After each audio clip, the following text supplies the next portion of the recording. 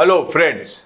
26 सितंबर को भारतीय वायुसेना ने अपने बेड़े से मिग-21 फाइटर जेट्स को नंबर प्लेट कर दिया या रिटायर कर दिया। ये देखने वाली बात हो गई कि आने वाले सालों में भारतीय वायुसेना की दिशा क्या होगी और दशा क्या होगी। ये मैं इसलिए कह रहा हूं कि पिछले 3 दशकों से भारतीय वायुसेना को भारत सरकार, रक्षा मंत्रालय, हिंदुस्तान एरोनॉटिक्स लिमिटेड, डीआरडीओ और न जाने कितने डिपार्टमेंट से कई तरीके के वादे किए जा रहे हैं कि हम आपको ये देंगे, हम आपको वो देंगे। लेकिन ग्राउंड पर भारतीय वायुसेना के लिए कुछ होता हुआ नहीं दिख रहा है। भारतीय वायुसेना की फाइटर स्क्वाड्रन स्ट्रेंथ दिन पर दिन गिरती जा रही है। तो आने वाले सालों में भारत के सामने चुनौतियां क्या होंगी और किस तरीके से भारतीय वायुसेना की गिरती हुई फाइटर स्क्वाड्रन स्ट्रेंथ को पूरा करेगा, ये जानने वाला विषय है, क्योंकि ये नेशनल सिक्योरिटी से ताल्लुक रखता है। और ये जानने के लिए हमने बात की आपके चहीते ग्रुप कैप्टन उत्तम कुमार देवनाथ से। जी, हमारी एयरफोर्स फिलहाल 3 स्क्वाड्रन मिराज 2000 उड़ाती है, 4 स्क्वाड्रन उड़ाती है मिग-29 के और 5 स्क्वाड्रन उड़ा रही है जगुआर के। ये सारे विमान फिलहाल करीबन 40 से 50 साल पुराने हो चुके हैं। अब इनको बार बार लगातार अपग्रेड किया जा रहा है। इसके बावजूद अगर हम देखें तो शायद अगले 5 साल के अंदर एक एक करके ये फाइटर विमान बाहर निकलने वाले हैं। अगर हम टाइमलाइन की सोचें तो समझिए अगर आज 2025 है तो आज से 5 साल के बाद से ये बाहर जाना शुरू हो जाएंगे। देखिए 2030 से 2035 हम मोटा मोटी सोच सकते हैं कि 2030 से 2035 तक मिग-29 के जो 4 स्क्वाड्रन हैं वो इंडियन एयरफोर्स से रिटायर हो जाएंगे। इसी तरह से 2035 से 2040 के दौरान हमारे पास जो 5 जगुआर स्क्वाड्रन हैं वो भी रिटायर हो जाएंगे।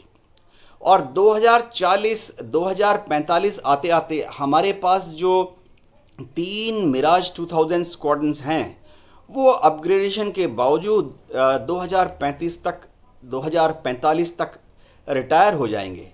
तो अगले 10-15 साल में 2045 तक definitely 11 fighter squadron Indian air force से रिटायर होने वाले हैं।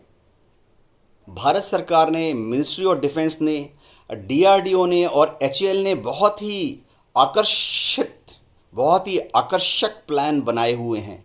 इन प्लान्स के तहत 2030 के आसपास हमारे पास तेजस मार्क 1A के 4 स्क्वाड्रन यानी 87 और फाइटर विमान आ जाएंगे। पहला फाइटर विमान शायद अगले साल से ही इंडियन एयरफोर्स में सप्लाई होना शुरू हो जाएगा। इसी तरह से तेजस मार्क 1A के 5 स्क्वाड्रन यानी 97 एडिशनल तेजस मार्क 1A की भी मंजूरी दे दी गई है। इनका इंडक्शन अगर सब कुछ ठीक रहा तो 2030 से 2035 के बीच में हो जाना चाहिए। भारत सरकार डीआरडीओ एडीए यानी एरोनॉटिकल डेवलपमेंट एजेंसी एचएएल की मदद से और अमेरिका से आयातित जीई इंजन या फ्रांस से आयातित सैफरान इंजन की मदद से बहुत द्रुत गति से तेजस मार्क 2 बनाने के बारे में विचार कर रही है। फाइनल ड्राइंग और जो इसका मॉकअप है वो तैयार है। सब कुछ अगर ठीक रहा तो 2035 से 2040 के दौरान तेजस मार्क 2 के करीबन 120 फाइटर एयरक्राफ्ट यानी करीबन 6 फाइटर स्क्वाड्रन इंडक्ट हो जाने चाहिए। और सबसे शानदार और एम्बिशियस प्रोजेक्ट है हमारा एमका का एडवांस मीडियम कॉम्बैट एयरक्राफ्ट। तो होगा क्या, एएमसीए का क्या होगा? भारत सरकार को हमारी मिनिस्ट्री ऑफ डिफेंस ने जो डेटा दिया है उसके अनुसार प्लान ये है कि 126 एमका विमानों का निर्माण भारत में ही किया जाएगा। इसकी डिज़ाइन डेवलपमेंट टेक्नोलॉजी हमारे पास है। इज़राइल और अमेरिका और शायद जापान और दूसरे यूरोपियन देश भी एमका बनाने में हमें मदद दे सकते हैं। तो अगर 126 एमका विमान समझिए 2040 में ऑपरेशनलाइज हो जाना चाहिए, आज से 15 साल के अंदर। तो 2040 से 2045 के दौर में अगर हमें 7 स्क्वाड्रन एमका विमान सप्लाई हो जाते हैं तो हम देख सकते हैं कि करीबन 22 फाइटर स्क्वाड्रन नए आ जाएंगे 2045 तक। तो 2025 से 2045 के बीच में इंडियन एयरफोर्स से जो फाइटर विमान आउट हो जाएंगे, चाहे वो मिराजेस हों, मिग 29 हो या जगुआर हों, करीबन 11 स्क्वाड्रन आस्ते आस्ते आउट हो जाएंगे। और इसी तरह से 2025 से लेके 2045 तक अगले 20 साल में आस्ते आस्ते करीबन 22 फाइटर स्क्वाड्रन इंडक्ट भी हो जाएंगे। तो मोटा मोटी हम देख सकते हैं कि 11 fighter squadron out, 22 fighter squadron इन।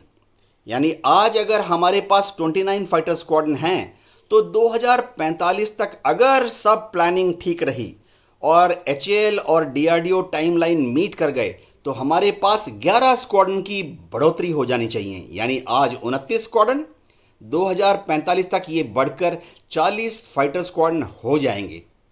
अगर सब कुछ DRDO और HAL के प्रॉमिस के हिसाब से होता है तो अगर हमारे एयरफोर्स से जो फाइटर विमान आउट हो रहे हैं समय के साथ और जो फाइटर विमान इन होंगे 2030, 2035, 2040, 2045 में, इसको एक ग्राफ शीट में हम ड्रॉ करें तो ऐसा लगता है कि हमारे जो फाइटर स्क्वाड्रन हैं आज 29 स्क्वाड्रन हैं, ये घट के 27 स्क्वाड्रन होने वाले हैं। और अगर HAL ने भारत में बनाए हुए तेजस मार्क 1A, तेजस मार्क 2 या एमका की डिलीवरी लाइन में थोड़ी डिले कर दी तो हमारे पास जो टोटल फाइटर स्क्वाड्रन है वो 29 से घट के 27 और 27 से घटकर 25 होने वाले हैं 2035 तक। तो एयरफोर्स थोड़ा सा चिंतित है और हम चाहते हैं, एयरफोर्स ने प्रपोजल दिया है भारत सरकार को कि इस बीच 114 फाइटर विमान, जिसको कि हम कह रहे हैं मल्टी रोल कॉम्बैट एयरक्राफ्ट या मल्टी रोल फाइटर एयरक्राफ्ट, उनका विदेश से आयात किया जाए। चाहे वो सुखोई 35 हो, चाहे वो यूरो फाइटर हो या मिराज 2000 का अपग्रेडेड वर्जन हो या रफाएल भी हो, हमें 114 फाइटर विमान आयातित इंपोर्टेड चाहिए 2035 तक। भारत सरकार ने इस प्रपोजल को दया की दृष्टि से देखा है, लेकिन अभी तक कुछ कमिट नहीं किया है, क्योंकि हमें याद करना पड़ेगा कि 114 फाइटर स्क्वाड्रन, 114 फाइटर एयरक्राफ्ट का मतलब है 6 फाइटर स्क्वाड्रन, और एक एक फाइटर स्क्वाड्रन खड़ा करने में 50,000 करोड़ रुपए की लागत आती है। तो अगर हमें 6 फाइटर स्क्वाड्रन आयातित करने पड़े तो हम एक झटके में अगले 10 साल के लिए 3 लाख करोड़ रुपए की बात कर रहे हैं। शायद वित्त मंत्रालय के लिए ये बहुत ही बड़ा दुविधा का सवाल है। शायद निर्मला सीतारमण मैडम के पास 3 लाख करोड़ रुपए 114 मल्टी रोल फाइटर एयरक्राफ्ट अगले 10 साल में खरीदने के लिए डिफेंस बजट में प्रावधान करना मुश्किल या असंभव होगा। देखिए, हम बार बार सोचते हैं कि भारतीय एयरफोर्स का क्या होगा। इंडियन एयरफोर्स हमेशा 3 काम बखूबी करेगी। पूरी ताकत से जो भी रिसोर्सेज अवेलेबल है उससे हम air defence of Indian skies ensure करेंगे। लेकिन अगर हमारे पास फाइटर स्क्वाड्रन इसी तरह से कम होते रहे, निकट भविष्य में 27 होने वाले हैं, और अगर HAL और DRDO में डिले हो गया तो 2035 तक हमारे फाइटर स्क्वाड्रन महज 25 बचेंगे। तो air defence of Indian skies थोड़ा टफ चैलेंज हो जाएगा। हाँ, आकाश है हमारे पास S-400 है, लेकिन मैं दर्शकों को बताना चाहता हूं कि कोई भी एयर डिफेंस मिसाइल सिस्टम चाहे कितनी भी बेहतरीन क्यों ना हो, वह कभी भी भारतीय वायु सीमा के अंदर घुस आए दुश्मन के जहाज़ों को, यानी पाकिस्तानी हो या चाइनीज़ हो, 100% तरीके से इंटरडिक्ट नहीं कर सकती, इंटरसेप्ट नहीं कर सकती। S-400 है, चाहे हम S-500 भी ले लें, फिर भी हमें फाइनली फाइटर विमान की दरकार पड़ती है, क्योंकि गैप्स हैं। मैं मोटा मोटी अंदाज देना चाहता हूं कि हमारे पास कितने स्क्वाड्रन होने चाहिए। देखिए, पाकिस्तान की एयरफोर्स दावा करती है कि उनके पास 25 फाइटर स्क्वाड्रन हैं। शायद 22 फाइटर स्क्वाड्रन वो हमारे खिलाफ तैनात कर सकती है। इसी तरह से चीन की एयरफोर्स दावा करती है कि उनके पास 66 फाइटर स्क्वाड्रन हैं। कुछ सूत्र ऐसे कहते हैं कि उनके पास 100 फाइटर स्क्वाड्रन हैं चीन की एयरफोर्स में, PLA एयरफोर्स में। लेकिन गलवान के समय हमने एक रियलिस्टिक सिचुएशनल अवेयरनेस की प्लानिंग की थी। तो अगर सीरियस युद्ध हुआ तो PLA एयरफोर्स तिब्बत में, यानी अक्साई चीन से शुरू करके हिमाचल, उत्तराखंड, उत्तर प्रदेश, बिहार, पश्चिम बंगाल और असम तक PLA की एयरफोर्स तिब्बत में ज़्यादा से ज़्यादा समझिए 20 फाइटर स्क्वाड्रन तैनात कर सकती है। इससे ज़्यादा रनवे नहीं है उनके पास, ब्लास्ट पेन नहीं है। तो पाकिस्तान 22 हमारे विरुद्ध खड़ा कर सकता है, चीन हमारे खिलाफ खड़ा कर सकता है 20 फाइटर स्क्वाड्रन। अब इंडियन नेवी भी कहती है कि एयरफोर्स हमारी मदद करो। अब थिएटर कमांड बनने वाले हैं। जो इंडियन नेवी की पश्चिमी फ्लीट है, वेस्टर्न फ्लीट है, जो कि अरब सागर की तरफ तैनात है, उनको तो कम से कम 2 फाइटर स्क्वाड्रन तो चाहिए ना इंडियन एयरफोर्स को मैरीटाइम सपोर्ट के लिए। और इसी तरह से इंडियन नेवी की जो फ्लीट बे ऑफ बंगाल में, स्ट्रेट ऑफ मलक्का की तरफ, अंडमान निकोबार की तरफ तैनात है, उनको भी तो कम से कम 2 फाइटर स्क्वाड्रन चाहिए ना मैरीटाइम सपोर्ट के लिए।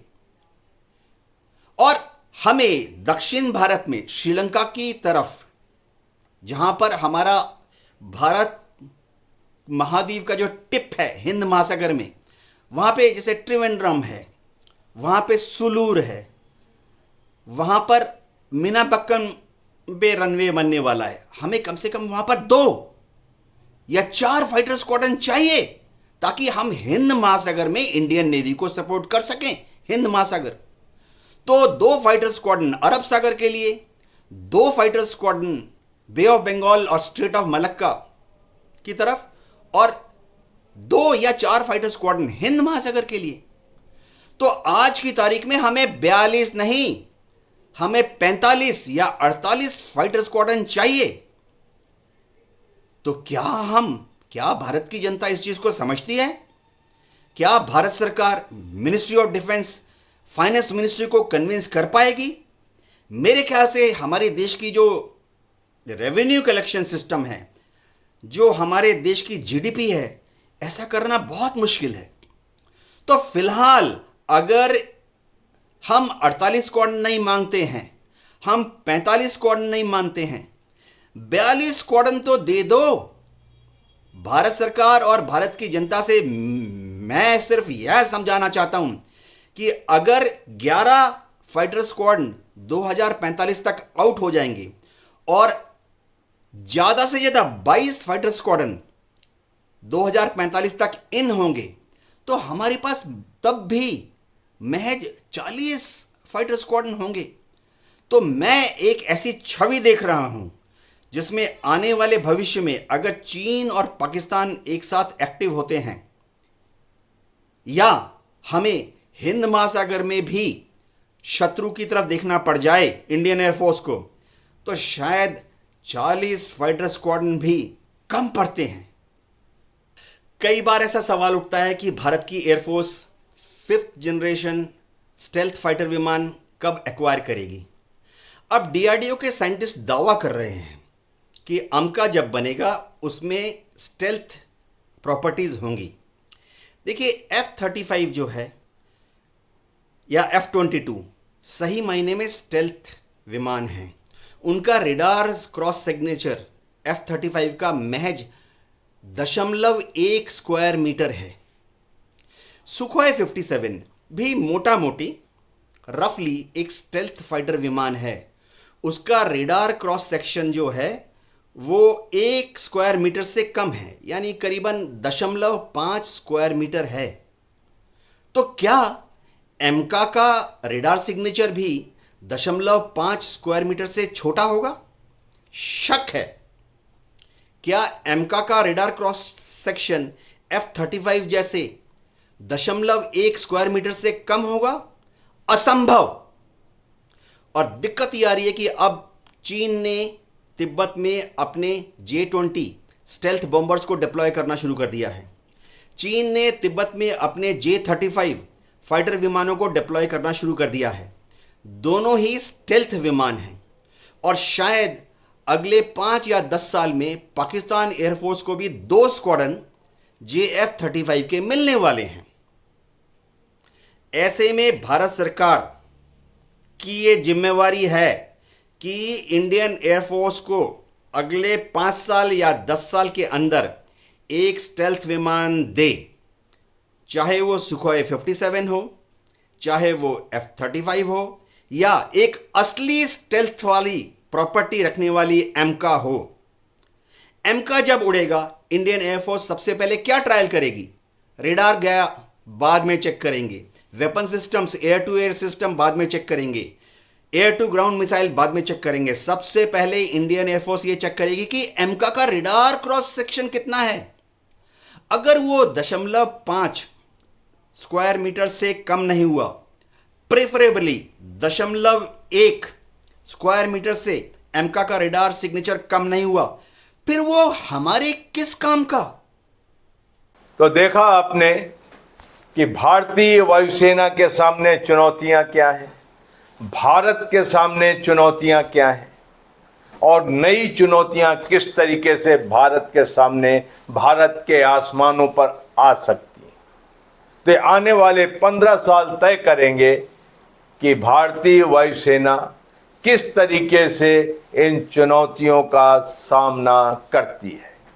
बात कुछ भी हो, लेकिन भारतीय वायुसेना को कम से कम 45 फाइटर स्क्वाड्रन स्ट्रेंथ चाहिए और ये हर भारतीय का कर्तव्य है कि वो भारत सरकार को बताए, मांग करे कि भारतीय वायुसेना की गिरती हुई फाइटर स्क्वाड्रन स्ट्रेंथ को तुरंत संभालने के लिए जरूरी कदम त्वरित गति से उठाए जाने चाहिए।